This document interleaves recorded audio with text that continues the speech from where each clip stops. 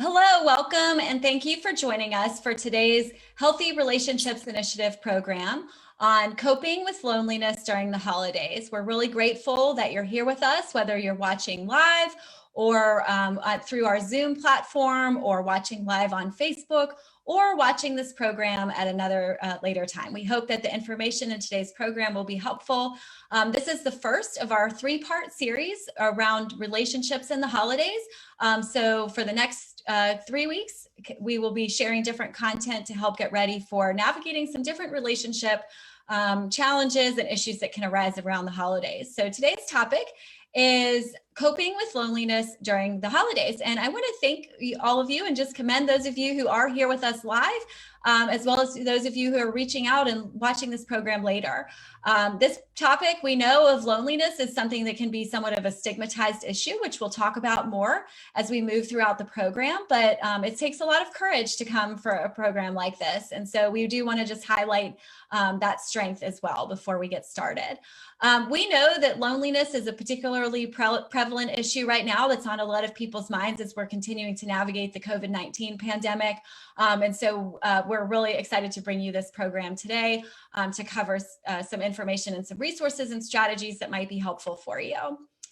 So before we dive into our topic for the day, I did want to give a little bit more information about the Healthy Relationships Initiative. Our initiative is a partnership between UNC Greensboro and the Phillips Foundation, which is located in Greensboro, North Carolina. Our mission through the Healthy Relationships Initiative is to promote happy, healthy, and safe relationships of all kinds. And we do a lot of community events. We do a lot of educational programs, professional trainings, as well as a lot of online content through social media and our website. So we invite you to check us out on our website at healthyrelationshipsinitiative.org, as well as to connect with us through social media at Healthy Relationships Initiative. So without further ado, let's go ahead and just dive right into our topic for today. I do want to let you know that we will be monitoring the chat room. I also want to introduce you to Camila Dos Santos. I see she's already introduced herself in our chat room today, but please do feel free to write questions as you have them, and we will leave time for questions at the end, as well as address some of them throughout the program as they're relevant to the topics that we're discussing. So to get us started, as sort of an introduction to our program today, we're going to watch this video, which is a short video on loneliness that was produced by Harvard University.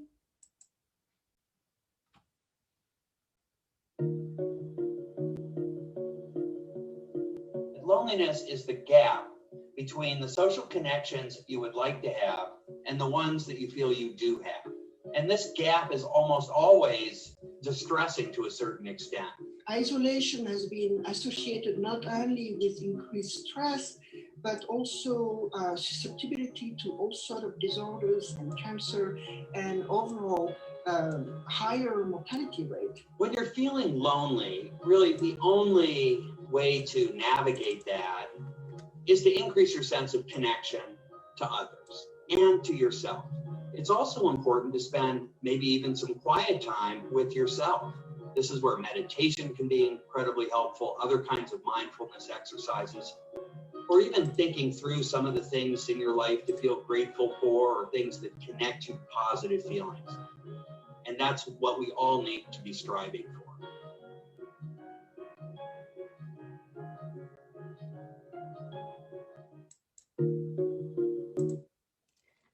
Okay, so I think that video just gives a really nice introduction and helps us to really think about what do we mean when we're talking about loneliness. And so we're going to talk more about a lot of what was covered in that video, but it really helps to set the stage for what we're going to be talking about, because a lot of people have some misconceptions about loneliness and what it is and what it feels like and what you can do about it. So in today's program, we're going to first talk about, why does loneliness matter? Why is this an issue that we need to be mindful of? And what does it have to do with healthy lives and healthy relationships? Next, we'll start to define what is loneliness, and really understanding what it means to be lonely can be a really important first step in addressing loneliness that you may experience at different points in time in your life. We'll also look at the question of when should I reach out for help for loneliness? What level of loneliness is normal, a normal part of our daily lives or our lives as we go throughout different phases of life? And when is it cause for concern and we should reach out for help or support, such as with a counselor or a therapist? And then finally, we'll look at some strategies that you can use at different levels to help yourself feel less lonely, or to help yourself get through moments of time when you do feel more lonely in your life. So let's just dive right in by talking a bit more about, why does loneliness matter? Why is this something that we should be paying attention to and learning about, and learning how to actively manage when we have our loneliness in our lives?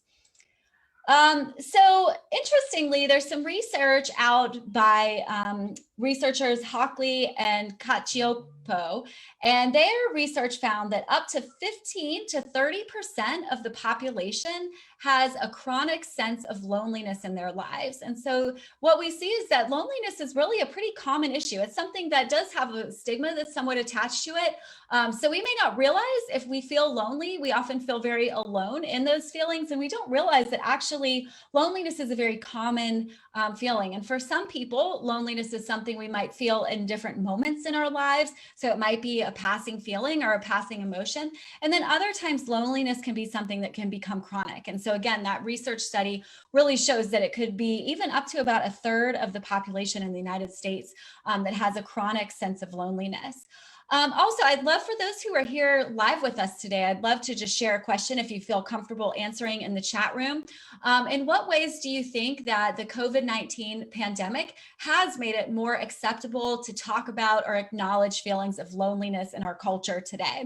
And so while you're sharing some thoughts on that, if you're comfortable in our chat room, I'm going to go on and talk a little bit more about these questions here. So is loneliness at an all-time high? And really, what is the impact of the COVID-19 pandemic? Even before the COVID-19 pandemic, rates of loneliness were very high. And so it's a little bit difficult to say if it's really at an all-time high, but I think that with the growing influence of things like social media and constant pressure to feel connected in so many different ways, and the lens that that gives us into other people's lives, then sometimes we really can feel like we're more lonely than we used to be, for example. However, researchers to date so far aren't exactly sure if loneliness truly is at an all-time high, or if it just feels like it because it is really exacerbated by the context of social media. And in fact, what we've seen is that even before the COVID-19 pandemic, loneliness rates had been really escalating for the past couple decades. So this is not something that's new, but the COVID-19 pandemic really has exacerbated loneliness for many people. So it's not clear if it's actually higher than prior generations, although we have seen some new research and statistics that are emerging around the mental health challenges that are arising through the COVID-19 pandemic, which does suggest that, especially right now, the rates can be even higher than normal. So we do need to take the potential concerns of loneliness seriously. And in fact, the impacts of loneliness can impact people throughout many different phases of their life. But one consistent theme that we see is that there are certain times in life when people may be at especially heightened risk for loneliness. And two phases of life that some research suggests are especially heightened for risk of loneliness are during the teenage years and during older adulthood. So teenagers and elderly adults may be at the greatest risk of loneliness. And why does this matter? Well, it turns out that loneliness can be a precursor to a lot of different potential outcomes that can kind of stem from that loneliness. So that includes different mental health issues, such as depression, anxiety, other mental health concerns, as well as physical health concerns too that can arise. So for example, some of the physical health conditions that have been linked to loneliness include type 2 diabetes, arthritis, Alzheimer's, and other kind of challenges around sleep problems, immunity issues, cognitive decline. So there's a lot of different ways that loneliness can really impact people. And one other caveat that I'll add there is that the effects of loneliness can compound over time. And so that's why it's really important to understand what are some strategies to help mitigate the distress that you feel when you're facing loneliness, because over time, your loneliness can kind of grow and expand and especially put you at greater risk for more health conditions. Both mental and physical health challenges later on.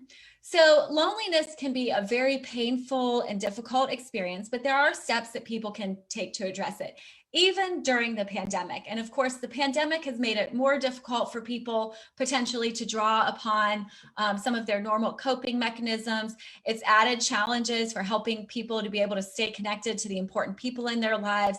So really now more than ever, whether the rates of loneliness are higher right now, or if it's just kind of similar but looks different, right now, especially going into the holiday season, we really do need to take a closer look at this and think about what we can do if we in our own lives, or if we know people who are important to us and they're struggling with loneliness, especially facing the holiday season.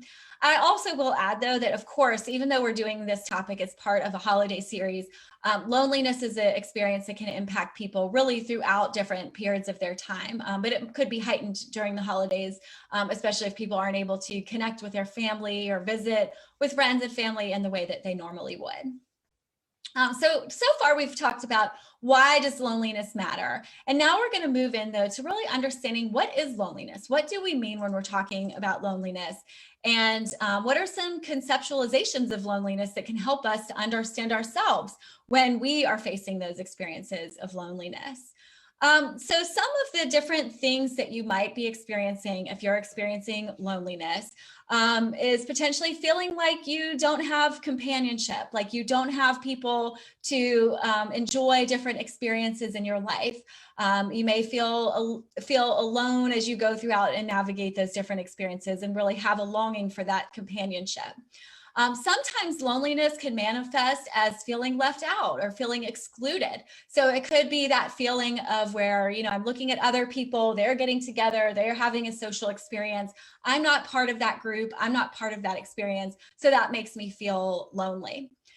Another feeling that might come up around loneliness is just sort of feeling disconnected with people who are around you. And so feeling like, I'm around these people, maybe it's somebody that I used to connect with, but now I am not feeling like I connect with these people as much anymore. Also, shyness, but shyness certainly is not the exact same thing as loneliness. Shyness is more of an experience of kind of discomfort in different social situations, but certainly shyness can be related to loneliness, as well as feeling that you just don't have people that you could turn to if you're going through hard times or even just navigating difficult stressors in your life. So some of these feelings could capture what it's like to experience loneliness. And I'm going to share a link in the chat room, which has a link to some of these basic sort of feelings if you want to go and learn more about these. But it's a link to an article from Psychology Today that you can go back if you want to learn a little bit more about some of those experiences. So those are just some of the feelings that are associated with loneliness. But I do want to spend a little bit of time here differentiating what it means to be alone versus loneliness. And I think that we really need to clarify that sometimes we say, well, I'm lonely, but really we can be alone. You can be on your own, by yourself and not feel loneliness. So being alone is really a state. It's an objective fact. I'm alone. I'm standing in this room all by myself, so I am alone. That's just a fact. However, loneliness is really a subjective experience. And so that means that I am feeling lonely. I feel all those things that we just talked about on the last slide. I feel disconnected. I feel excluded. I feel shy. I feel distressed about the fact that I'm alone. And I thought that this quote, which is from the article that's referenced on this slide by Tawari, was really helpful to help clarify this point and this distinction of being alone versus loneliness. So, for example, what they say is that solitude and loneliness should not be explained in similar ways. Solitude is enjoyed by people, and it leads to creativity, self-realization, and is totally an approach for developing one's own individual space. It's often considered as an essential component for spirituality and self-growth. But loneliness is a state of mind, a feeling of emptiness, separateness, and it often becomes a compulsion. When it develops dysfunction, it's perceived as stressful combined with physical aging, and the situation can turn out to be a toxic cocktail. So again, that's a bit of an alarming statement there, but it goes back to all of these potential risk factors of loneliness. But being alone or being in solitude on itself is not something that has to be distressing for people. Although I think in many ways in American culture, we're so used to being distracted a lot of the time or around other people that just there can be people who even feel afraid to just be on their own or be alone with their own thoughts. So it's important to keep that in mind. The other side of this that's really important to understand is that you can be not alone. You can be in a room full of people. You could be with a romantic partner in your life. You could be with somebody who's a friend, or you could be around your family. You could even be in the same room as those people and still feel lonely, because again, loneliness is that emotional state that you're having. It's not just the fact of being alone. And so in fact, it's very normal that people often have relationships in their lives, and they might be in a relationship with somebody, and yet they feel alone. And in fact, one of the real challenges around this is that being alone or feeling alone when you're in a close relationship with somebody can be even more painful than feelings of loneliness when you're truly on your own. So that's just something to really keep in mind, that loneliness is really about a subjective experience. It's about how you're perceiving and feeling about that being alone. But that also understanding that solitude and being alone does not have to be something to be feared. And actually we'll talk more about that later in terms of some strategies to become more comfortable with being on your own. So just to add, I think I would kind of piece in here that it's really the distress that separates the loneliness from aloneness. So if you're feeling distressed about it, then that's more likely that feeling of loneliness versus just the simple fact being alone and being on your own. And in fact, I think one thing that we all can be working on is cultivating that sense of peace with being on our own, and really learning to value solitude. And I will say, and I'll share a little bit more about this later, but this is something that I've really had to learn in my own life. I much prefer to be around other people, and I've had to really work on and practice learning to be okay with sometimes just being by myself and just kind of having that peacefulness with that. And I think it's also, we'll talk a little bit more about this in just a little bit, but also to keep in mind that some people prefer a more solitary lifestyle, and we all have different needs for togetherness and alone time. So keep that in mind as well, because those are important pieces to remember as you're reflecting on what loneliness means for you in your own life. So I do want to share, we're going to move a little bit more into kind of what does it look like to experience loneliness, and then how can that become almost a cycle or a pattern in people's lives. So here's a quote that says that relative to non-lonely people, lonely individuals see the social world as a more threatening place. They expect more negative social interactions and remember more negative social information. And so I wanted to add this to the piece that we were talking about on the previous slide around understanding that loneliness is a subjective experience. It is an experience, it's about our interpretations and our feelings. And so researchers have started to really look at what differentiates people who experience greater loneliness and how does that play out in people's lives. So I'm going to share with you sort of a conceptual framework to help you think about this. And it may or may not be something that you recognize in your own life, but researchers have identified this as a common experience for those who face loneliness in their lives. So the terminology that you can use to think about this is the loneliness loop. And this really helps us to understand how can loneliness become that cycle in our lives and becomes something that we kind of go in and out of, or that once we're experiencing it, we may even be more prone to developing greater feelings of loneliness once we start on this path. So I'm going to ask you to start to look at this loop here under the feelings of loneliness piece on this wheel. So this says that, you know, we all feel feelings of loneliness at times, but especially for those who are somewhat prone to those feelings of loneliness, that this can be a real starting point for what can become a loop or a cycle or pattern in their lives.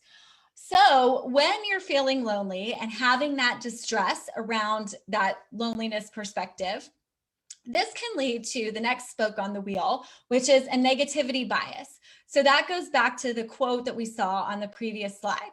So what this means is that if I'm already feeling lonely, then I am potentially going to have a negativity bias. So this might mean that I might say, well, you know, I could call this friend, I could reach out to this friend or this family member to try to connect, but they're probably busy.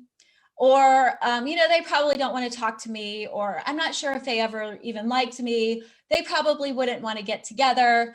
You know, so already there's sort of a bias toward interpreting situations in a more negative way. So this can lead to a couple different pathways and responses. So that's kind of the bias that a person can develop out of those feelings of loneliness. And this can lead to a couple different pathways that you'll see here. So I think in some ways the green spoke and the blue spoke are potentially one or both of those could happen because of this loneliness to negativity bias. So what can happen is, first of all, a person might then choose to avoid or withdraw from social situations. So if I'm feeling lonely, I'm feeling negative about my feelings of loneliness or about, you know, how other people in the world around me might be interacting with me.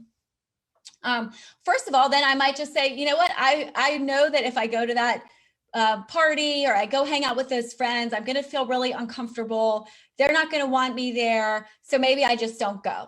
Or maybe I'm going to go and then I get there and I just say, you know what, I'm only going to stay for about 5 minutes and then I'm going to leave. Okay, so that's one possible situation that the person, if they're biased toward thinking that the experience is going to be more negative, then they might avoid those situations altogether, or just kind of dip their toe in the water and then quickly pull back out. The other possibility is what is listed in blue here. And again, both of these could happen at the same time, or it might be one or the other. So let's say that this person who has this loneliness and this sort of sense of negativity decides, you know what, I'm going to go to the party. I'm going to go to this dinner with friends. Or it might even be like I'm in a class or in my workplace. You know, I'm going to go try to talk to my coworker or talk to a classmate of mine. But the negativity bias can really lead them to having a heightened sense of rejection in these social situations. And so what that can mean is that they may be much more likely to interpret a particular social interaction as being a sign of rejection, even if it's not. So it could be something that the other person maybe isn't at all rejecting you or isn't at all, you know, having any negativity towards you, but you're perceiving them as having that negativity or having that disconnection. And so you can feel that sense of rejection. And as you'll see, the next thing that then happens, the next spoke there, is more withdrawal and more loneliness. So I'm going into this social situation. I feel uncomfortable going in. I'm not going to stay very long. The people that I'm going to talk to, I'm going to assume that they didn't like me anyway, or they thought that I wasn't smart enough or funny or charming enough in their interactions with me. So next time I'm going to be even more likely not to go, not to engage in that situation. And I might feel even more lonely because these efforts that I've tried to make or that I've attempted to make have potentially sort of come back as feeling like more rejection, more hurt, more distress. And so we're back, you know, kind of back up to greater feelings of loneliness. And so what can really happen, and this is that point that I've already touched on earlier, but that piece about the possible compound effects of loneliness. So if you can kind of get out, kind of have a different trajectory and get out of this loop, then you can head on a more positive path where you could say, you know what, I might feel awkward a little bit. I might feel a little uncomfortable, nervous, or shy, but I can still go out and I can still make connections with other people, or I can still reach out, still find ways that connect that feel safe and comfortable to me. Even if I don't feel totally comfortable about it, it still can be something that can be a relatively positive experience for me. However, if we aren't able to kind of break free from that, and we will, by the way, later in the program, discuss some strategies for breaking free from this loop. But if you can't do that, then what can happen is then the cycle becomes more and more pronounced, to the point where oftentimes people who start out maybe just feeling a relatively minor sense of loneliness in their life, eventually it can really spiral to just feeling completely isolated. Again, that's where you can see some of the risks of greater anxiety, potentially anxiety disorders, depression, because it just becomes exacerbated, and the greater isolation can become its own risk factor for those concerns. So really, I think I wanted to spend a little bit of time on this because I think that it's such a key point to understanding the biases that if you tend toward feeling some loneliness in your life, or if you have a loved one who experiences loneliness, that understanding that it can really become a cycle for people that can be very challenging. Beyond understanding that loneliness loop, I think it's also important to understand that researchers have also started to identify some different types of loneliness. And this too can be helpful as we think about our own experiences with loneliness, and what different seasons of life or different circumstances might be contributing to that loneliness. So as you'll see here, we've got 3 different types of loneliness that were identified by this particular researcher. So you've got situational loneliness, developmental loneliness, and internal loneliness. They're somewhat self-explanatory, but I'll talk briefly about each one just to give you another framework for understanding loneliness. So situational is a different, whatever sort of context or unique situation that you may be in. So for example, let's say you've just recently moved to a brand new town, you don't know anybody, you are on your own, you don't have a support system right there. So that could be leading to or contributing to feelings of loneliness. Another type of loneliness is developmental. And so what this can look like is as you go through different seasons in life, you might enter a new season of life. Maybe you haven't fully adapted to that new season of life, and you haven't built a support network around you that might understand what you're going through. So for example, let's say you are the first person in your immediate social network to become a parent. And you might be very happy about that development, but then you're kind of looking back and you're seeing all your friends, they're still going out. They don't have a little child that they're taking care of, that's sort of overtaking their schedule. So that's a developmental transition in that person's life that can lead to feelings of loneliness, because you're sort of in a new phase of life and your social network has not necessarily caught up to it. And then the third piece really does go to what we've been talking about already, which is around the internal sense of loneliness. And so again, you could be surrounded by a room full of people. You could be married or be in a long-term committed partnership, and yet still feel lonely on the inside. So those feelings of aloneness. So hopefully that's another useful framework as you're reflecting on your own experiences of loneliness in your life, because understanding yourself can be one of the first steps toward being able to address loneliness and kind of work through it and get on a path toward greater feelings of connectedness and peace with seasons when you are alone. One last piece that I want to touch on, and as we're understanding what loneliness is and what it looks like, is that there are some different factors that can exacerbate loneliness. And so it's important to identify in your own life if some of these factors may be contributing to a greater sense of loneliness for you, or again, if you're talking about someone in your own life that you care about who's facing loneliness. So just to speak briefly about each of the ones that are listed here. First of all, personality. So again, one of the real core underlying personality characteristics that defines people is the extent to which they're extroverted or introverted. The extent to which they draw energy from being around other people, and the extent to which they draw energy from periods of being on their own. So I touched on this really briefly earlier, but it is important to understand that some people can be in the same situation, or different people can be in the exact same situation, but because their personality is more or less prone to loneliness, they may or may not be experiencing as much distress about it. So somebody might, have moved to a new town, not know anybody, but not feel lonely. Perhaps they just are excited about that. They're excited about the possibilities there. So really understanding, and then on the other hand, that there are people who really often have a high need for connection. They have a high need for being around other people.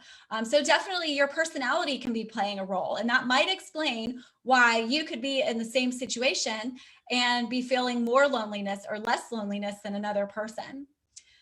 Life circumstances also. There's certainly some common life transitions that can lead to greater feelings of loneliness. So one of those could be experiencing a major loss in your life.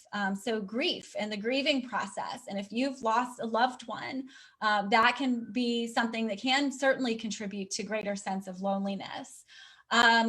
Not a loss in the sense of the passing or death of a close loved one, but the end of a relationship. So if you've been in a significant romantic relationship, or even it could be a friendship that ends, or there could be some sort of cutoff with a family member. So relationships ending or growing apart can be another circumstance that can exacerbate loneliness. Here's another point where we can really talk about the pandemic, being required to socially distance, remote working, so that we're not, having those normal day-to-day interactions that we might have had in the office or at school with remote learning. That is something that a lot of people are facing today. And throughout this pandemic, a lot of people have really been facing it. And especially with this program relating to loneliness during the holidays, I think that a lot of people really are starting to look ahead to upcoming holidays. And, really, am I going to be able to see my family that I always see, or go to these parties that we normally have, or these visits that I normally have with friends or family members or neighbors even. And I think that there's some extent to which people are even having sort of anticipatory loneliness right now, thinking ahead to those holidays. And again, we're going to talk more about strategies in just a moment here, but just understanding that there are certain circumstances in life that can contribute to greater loneliness. And I'll also add too, that these circumstances also can be compounding. So if you have recently lost a significant relationship in your life, or lost a significant person in your life, and the pandemic's going on, and you're remote working, and you may not be able to travel, that this certainly could add to a lot more loneliness than you might be experiencing if you were only having one of those circumstances.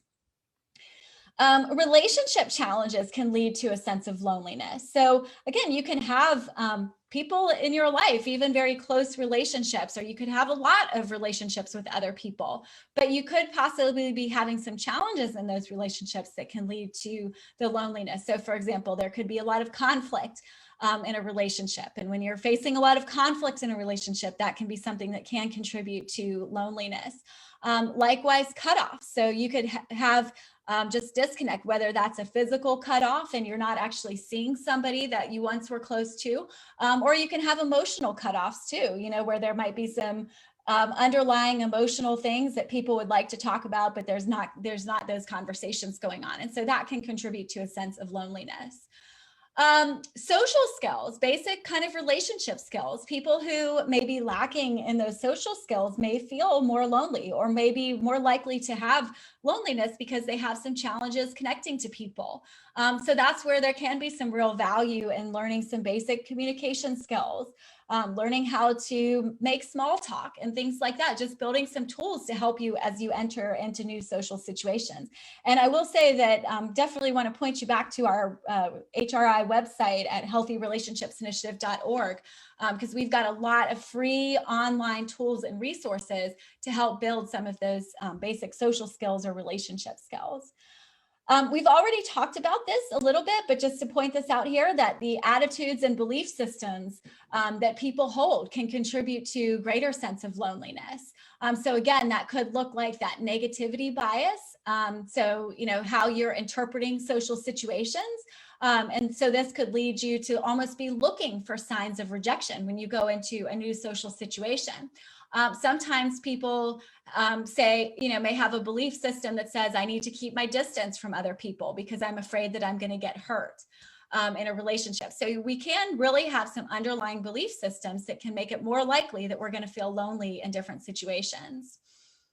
And I'll also add here as well around the stigma. And I think, again, that's why I want to commend all of you who are here with us live today, as well as those who are watching this program later, because this is a topic. Loneliness is something that in many ways we're very nervous about admitting that, you know, I feel lonely. Like it can feel like, you know, just something that's really negative, or there might be something wrong with you if you're lonely. And that there's definitely a stigma around experiencing and admitting loneliness that just isn't warranted, because being lonely, having seasons of loneliness and times in your life is very normal. It's very expected. We all have seasons of loneliness in our life, even those who have healthy relationships and who have a lot of people in our life.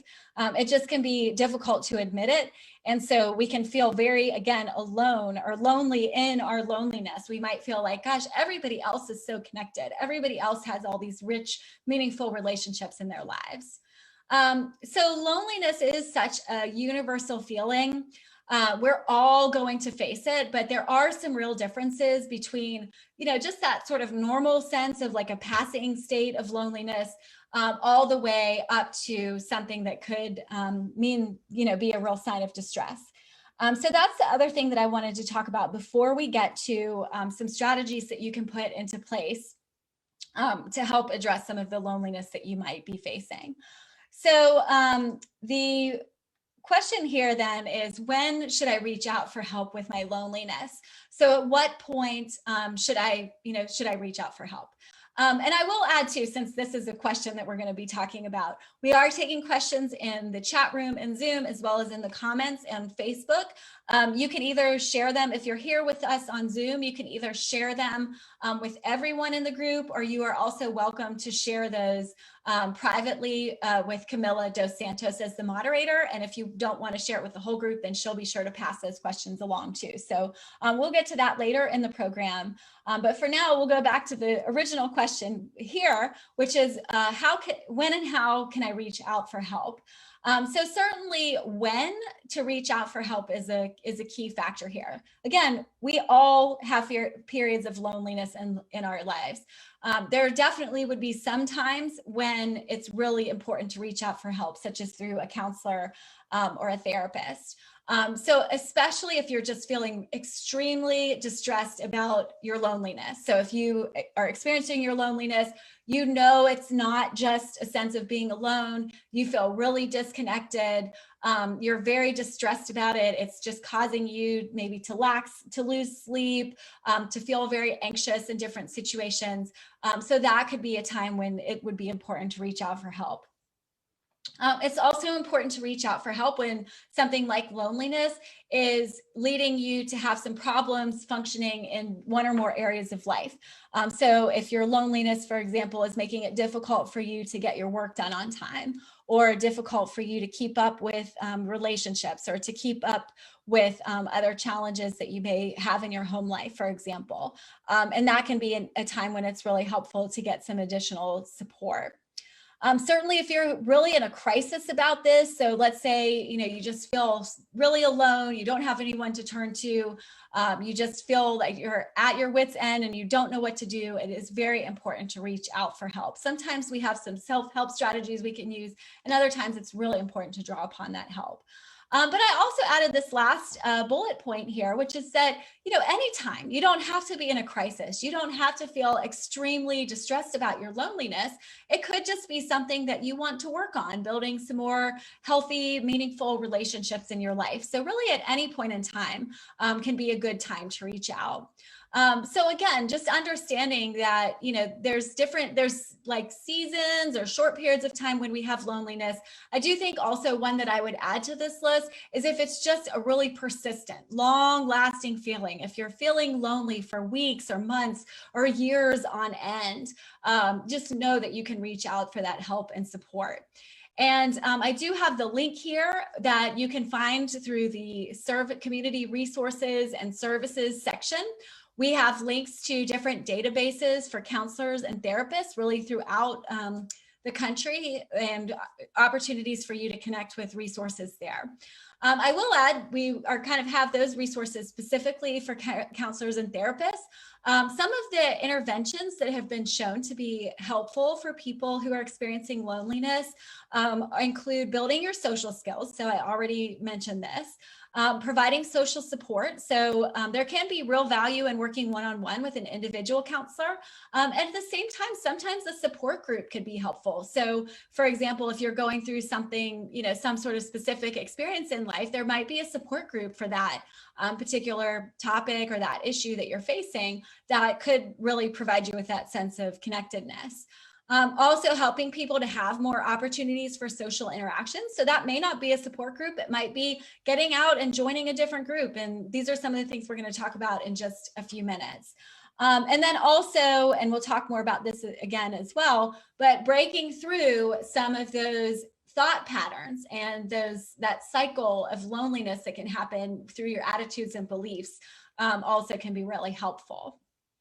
So those are some pointers around when to seek help and where to seek help. But the most important thing just to know is that help is available. And if you really are facing some loneliness in your life that's upsetting to you and that you would like to have some additional support as you work your way through those feelings, or if you know somebody who's in that boat, definitely know that resources are available to offer that support. So beyond reaching out for professional support, the last piece that we're going to talk about here before we get to some other questions is what can you do to feel less lonely? So again, not all loneliness is something that we just want to, sort of push aside. But of course, loneliness can be a very painful feeling.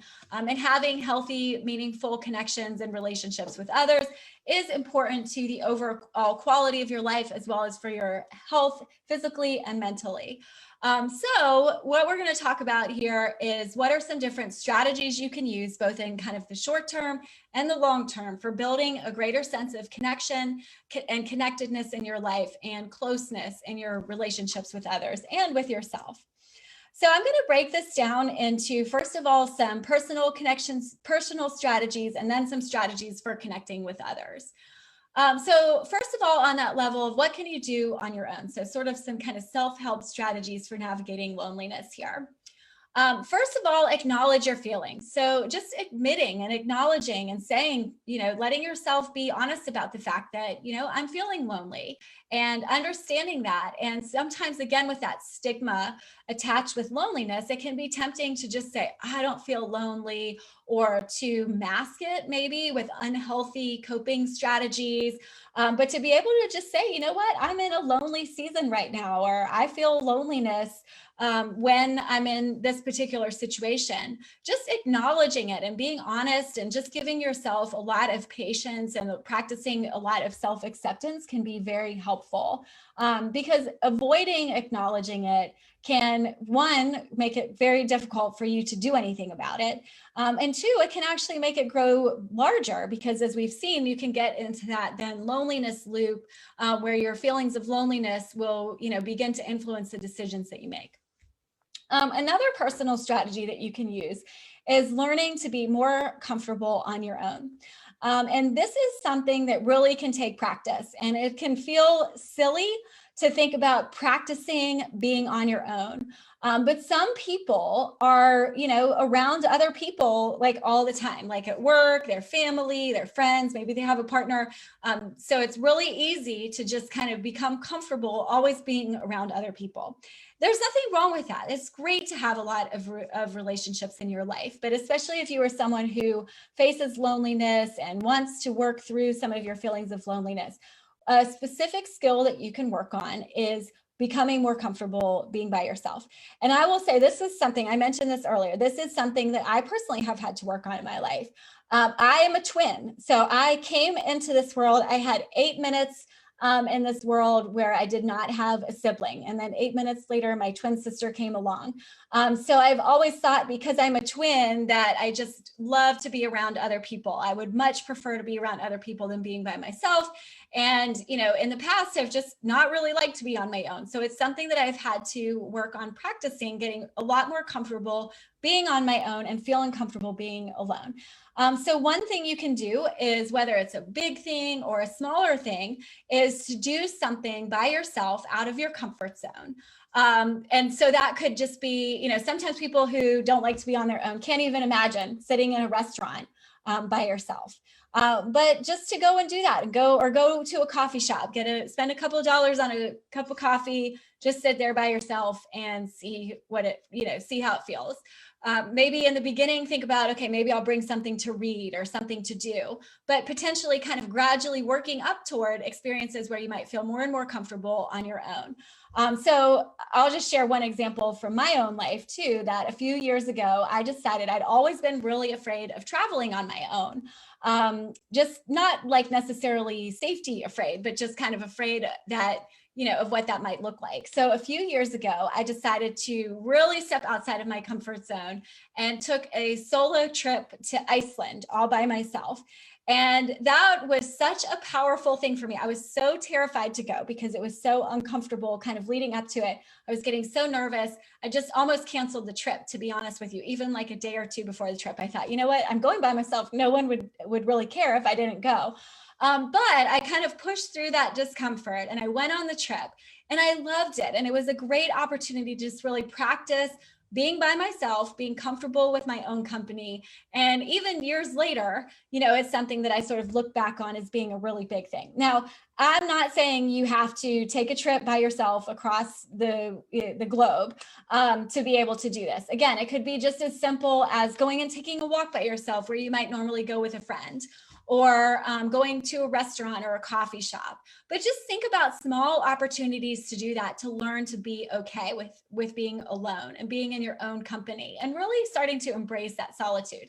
And again, this may seem a little bit counterproductive because we're trying to think about, how can I be less lonely? And she's telling me to spend more time on my own.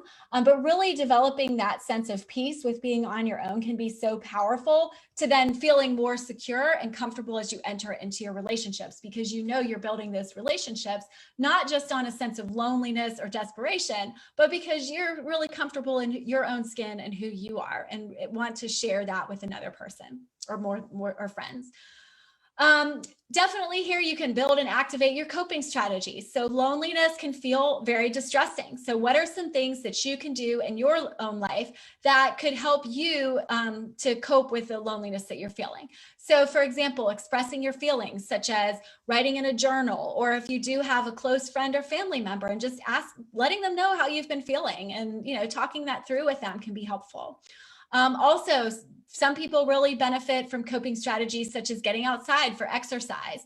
And that can also be another place to start making some social connections. For example, in a relatively non-threatening environment, such as if you're just walking by somebody and you just smile at them, that can be an opportunity to kind of be out in the world, connecting with other people, and it gives some of the stress relieving benefits that exercise can have.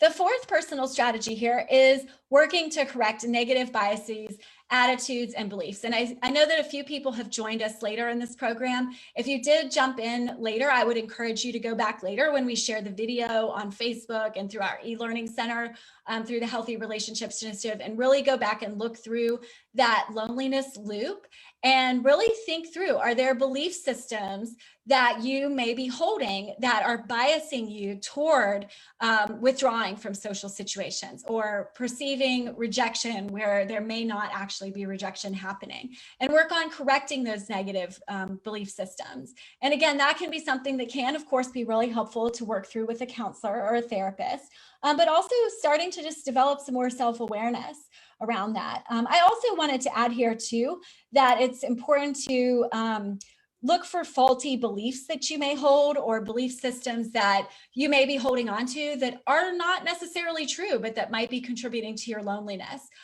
So a couple that I'll mention here, for example, some people believe, I need to have a really large group of friends in my life to be connected, where, some people are really comfortable and fulfilled with just having a smaller number of friends, and that's okay. That's what's comfortable for them. Other people have a belief, I really have to have that one best friend in my life. And it may be that it's great to have that one best friend, but it also could be that you have lots of close friendships or meaningful friendships, but not one person who's your best friend. So sometimes we carry some beliefs with us that aren't necessarily true about what it means to have healthy relationships in our life. And then the final point here is just around cultivating your spiritual belief. And so a lot of religious and spiritual practices really help people to find meaning in lonely seasons, and really kind of having a sense of whatever their belief system is, but having a sense of like presence, even if you're on your own. So some larger presence in your life, whatever that may mean for you with your own particular belief system. Also thinking about what are some strategies then that you can do and implement in your life to start to build connections or more meaningful connections in your life. So the first point on here is really thinking about activating existing connections. Some people truly have nobody in their life. Other people have a lot of maybe acquaintances or workplace relationships, but they just don't feel like they have that closeness that they wish for in their life. So the first strategy here is just to really think through, are there people in your life that maybe there's untapped potential for more close relationships or companionship? Like, who knows, maybe that person that's been sitting next to you in your office for years, maybe they also enjoy something like hiking or walking. And that could be somebody, maybe they don't ever become your best friend, but maybe they become somebody that you can enjoy hiking and walking and talking with, and just, have some more closer relationships. So definitely a good starting point is thinking through, are there some connections in my life that maybe if I made a little bit more active effort or intention, that I could reach out and maybe build a stronger relationship or connection there. Also foster new connections. So look for opportunities to meet new people, connect with other people. For example, a meetup group, for example, could be an opportunity, or joining a spiritual or religious community that aligns with your belief system and getting involved. I think that's one thing that's really important is, sometimes people, if they are prone to loneliness, they might go, let's say they go to a new exercise class and they think I can meet somebody here, but then they go to the exercise class, they don't reach out, nobody comes and talks to them. And sometimes you're going to reach out to people and try to build relationships and they just don't go anywhere. But you do have to kind of step out of your comfort zone sometimes to really foster those new connections. Practicing relationship skills can be helpful.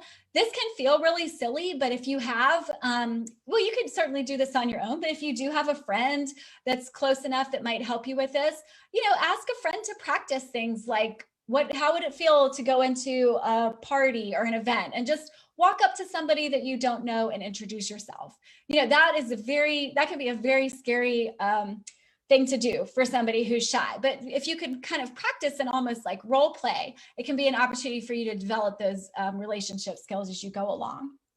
Plan ahead, think through, don't just expect these connections to happen, so be planful and maybe map out some plans for ways that you could potentially connect with other people in the weeks and days and even months ahead, or even right now as we're in this COVID situation, could you start think about, right now this group isn't meeting up, but maybe there's a group that at some point down the line where we're able to get together in person again, that there'll be those connections.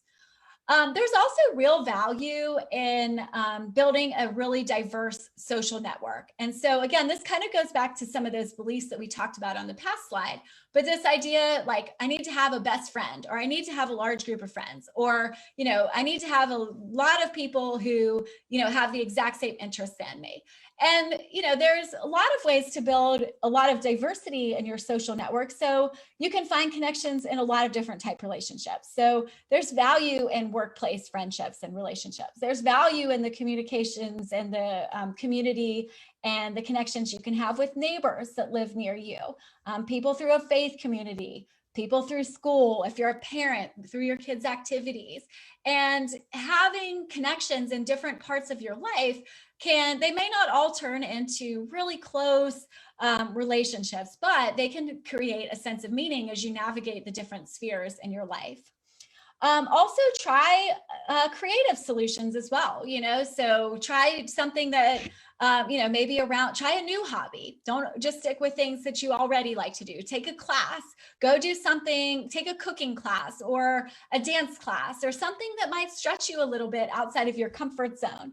Also think about different ways of connecting, connecting to other people who might share similar values, like getting out there and volunteering in the community around an issue that's important to you.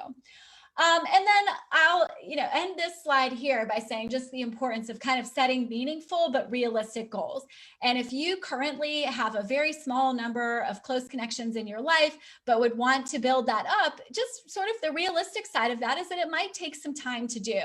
And it might take some time to build a diverse, sort of meaningful social network, but that it is something that you can really cultivate in your life over time. And I thought I'd just share some interesting research findings about developing friendships and the friendships in life that contribute to meaning that I think can be really helpful for setting some realistic goals. So Degas White and Kepik did research on friendships, and they actually found that the average number of people or the average number of close friendships that people who had the highest levels of satisfaction in their lives had was 3 to 5 relationships. So that's not a lot. That tells me that if I can have a few really solid, dependable friendships in my life, I'm well on my way to having that sense of meaning and that satisfaction that those relationships can bring. There's also research from a researcher whose last name is Hall. And the really interesting thing I think about that is that this research says that it can take over 200 hours of time with somebody new to really build a close friendship with them. And so I think keeping that in mind as you sort of step out into these new situations can be very helpful, that it's going to take some time to build those relationships. So those are some more kind of short-term strategies. And I thought before I took a few questions, that I would share just, kind of the bigger picture view, that this is something that can take some time. And so I want to encourage you, or if it's somebody in your life that struggles with loneliness, to spend some time building a sort of long-term vision for that connection in life. And so the first point here is just recognizing that there are going to be different seasons in life and in relationships. And sometimes in life, you're going to feel like you have a lot of connections, and other times you might feel more lonely. Remember what we said earlier about those developmental transitions, and just sort of recognizing that periods of loneliness are very normal, and kind of working toward accepting that can be helpful. Practicing gratitude can be valuable with this long-term vision. So just understanding, be thankful for the relationships and the connections that you do have, and we intentionally practice gratitude for those, to be grateful for those, even if you're waiting on hopefully building more of those connections. Dream and plan for future connections. So really, what are some things in the future that you would like to see, and how can you begin maybe taking small baby steps right now to cultivate those in your life?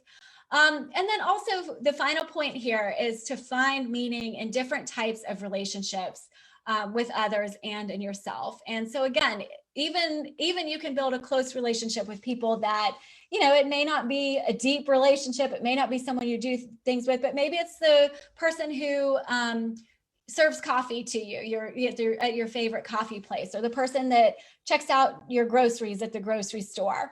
of course, that person may or may not eventually become your best friend, but that can be a sense of meaning, and that can give us value. And so really trying to find that meaning in those different types of relationships, including with yourself as well. So I know we just have a few minutes left. We might make this program just last a couple extra minutes just so I can take a few questions. Certainly, if you have to jump off right at 1, then you'll be able to watch this video later on Facebook. But we do have 2 questions that have come in already privately through Camilla. If you have any others, feel free to share those as well. So the first question that came through was, how can someone approach conversations about loneliness with a new partner, so a new romantic partner, without feeling too awkward or like they're revealing too much? And I think that that's a really great question. I think sharing your feelings of loneliness is certainly something that can be a real vulnerability for you.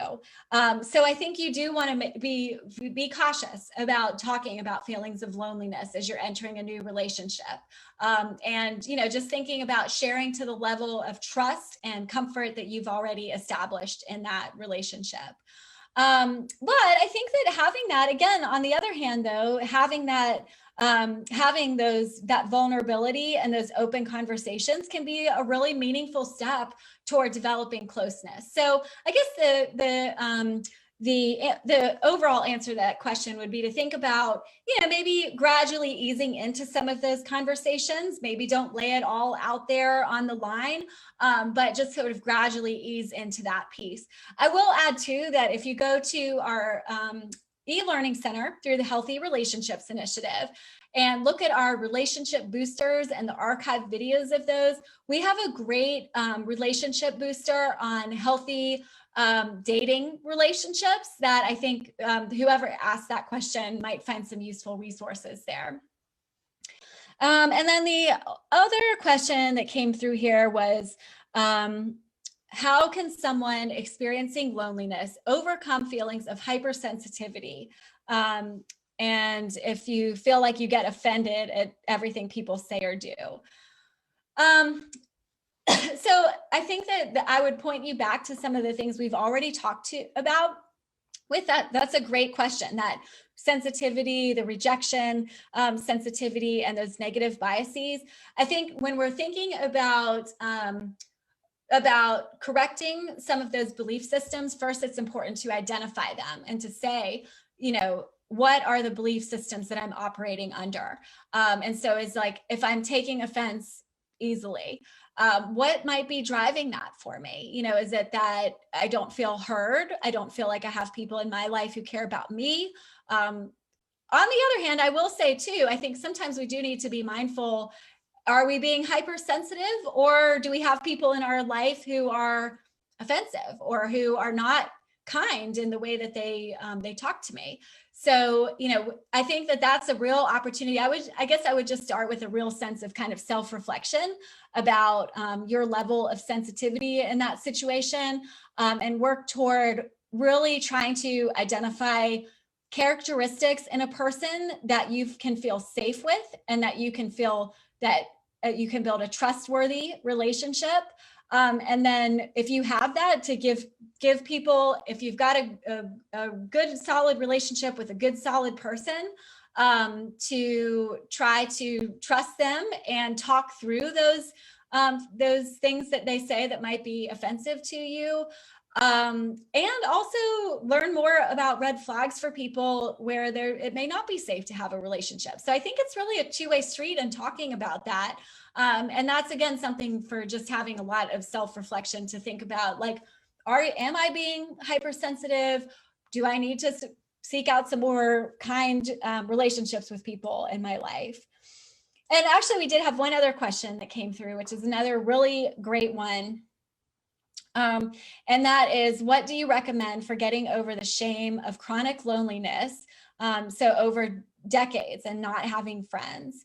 And I want to thank whoever shared that. We're getting lots of questions too. So hang with me and feel free to keep them coming, because we can stay on for a few more minutes here. But I do think that if this is something that is chronic and it's something that you do want to try to work toward making changes, I would highly recommend, if possible, to seek out help from a counselor or a therapist, and to try not to navigate that on your own.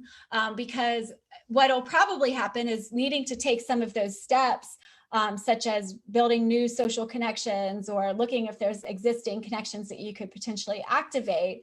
That's going to be very difficult, probably, if it's a chronic, decades long pattern in somebody's life. And so being intentional about getting support, and it may be that that does mean getting some support from a professional. I also think that starting, kind of recognizing some of the skill-based aspects of this and working toward building some relationship skills, because that can also be something that can help you to develop more confidence as you go into those new situations. So you don't feel, you can kind of like exercising, you need to build those muscles up, and then gradually you're able to lift more weight. But can you potentially, build those new skills so that can help you work through that loneliness loop by having new skills that you can bring into that situation and more confidence.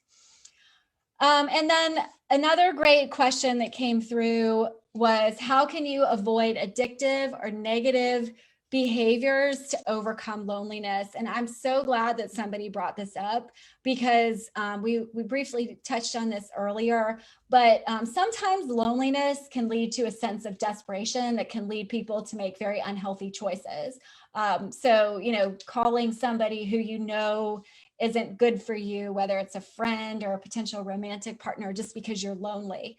And I would really go back to the importance of cultivating that sense of peace and comfort with being on your own, to the point where you can kind of sit with those emotions and that discomfort when you're facing those seasons of loneliness, so that you're not driven by desperation or just how uncomfortable you are to engaging in, or entertaining an unhealthy relationship. Or if you're in a very unhealthy or unsafe or even abusive relationship, to continuing to be involved in that relationship. So I think that it's really important to acknowledge those feelings and to work toward being comfortable and valuing yourself. And that valuing yourself is something that will really translate into having healthy relationships. And we do have another great question. I love all these questions that are coming through, and I'm just so grateful for all of you sharing them.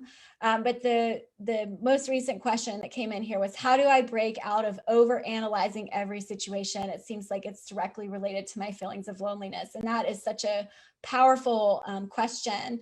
And again, it's normal. I think one of the first things that I would point you to that is go back and take a look, really study that loneliness loop, and look at, where is this coming out in that loop for you? Like, what particular situations are you overanalyzing? Are you overanalyzing, should I go to that party? Should I reach out to that friend and see if they'd like get together for lunch or coffee? Or if even, in the COVID world, should I reach out to a friend and see if they'd be up for just a phone conversation? Or is it when you get out into those situations and then you're just really analyzing it? But I think recognizing and understanding that you are not alone, that sort of over analysis and that those negative biases is something that's very normal for people who are experiencing that loneliness. So I think recognizing it and starting to dig deep into what are the situations in which that tends to happen. And then what are the underlying beliefs, the faulty beliefs that might be underlying that as well, that you could potentially work toward correcting. And I think, again, not to kind of belabor the point, but I think that if this is a tendency that you find to be a really common pattern in your life, there can be some real value in working with a therapist. And especially, I think that a cognitive behavioral therapist would be very helpful in that situation. That's a specific model of therapy, cognitive behavioral therapy, that will help you to give you some tools for examining those belief systems. So all of those were really great questions. I know I kind of took them rapid fire. Again, this video will be available on our Facebook page at Healthy Relationships Initiative, as well as through our website and our e-learning center. So do feel free. I know we kind of went very quickly through the question and answer, but great questions. Thank you so much for being so engaged in today's program. And just before we wrap up, again, I just want to thank you for being here today. Like I mentioned at the very start of our program, this is the first of a three-part series on healthy relationships during the holidays. So the next one will be at this exact time next week. And then the following week after, next week's is about making difficult choices and setting healthy boundaries. And then the third one, we think is going to be a really fun program around the relationship implications of gift giving. So definitely connect with us there. But please do connect with the Healthy Relationships Initiative at our website, on social media. We just love offering these programs and getting to interact with people like yourselves to help people have the tools and information that they need to have healthy relationships with others. And I think that with to kind of just wrap things up with today's topic on loneliness, it's also about having a healthy relationship with yourself and having that comfort with yourself. And so again, I just want to thank everybody for being here for today's program. Thanks to Camilla for moderating the chat room. As you can see, she has shared a form. We would really welcome you sharing some feedback on today's program. So the link is in the Zoom room, and we would be very grateful if you shared some feedback about what was helpful, and if you have any suggestions for how we can continue to improve our programming through the Healthy Relationships Initiative. So thanks so much. I'm going to sign off now, but I do appreciate everybody being here today and hope that you all have a great holiday season ahead, despite the challenges that we're looking at with the pandemic. So thanks again.